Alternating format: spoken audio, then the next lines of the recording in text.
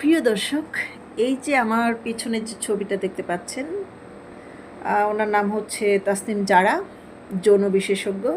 তিনি বর্তমানে সিনিয়র যুগ্ম সদস্য সচিব হিসেবে জাতীয় নাগরিক পার্টিতে আছে। ধপাস করে তিনি জুলাইয়ের পরে আগমন করেছেন, জুলাই যোদ্ধা হিসেবে। তো তিনি ফুয়াদের সম্পর্কে কিছু হালাল বাক্য বলেছেন যে জুলাই ভাই রাজনৈতিক আদর্শের সঙ্গে আমাদের মিল নাই থাকতে পারে, কিন্তু তার দলের নীতি নিয়ে আপনার হাজারটা প্রশ্ন থাকতেই পারে, কিন্তু একজন প্রার্থী এলাকায় গেলে যদি আপনারা বলেন চামড়া তুলে নিব, জুতা মারবো, স্লোগান দেন, এইটা তো অনেক কম হয়ে গেল না?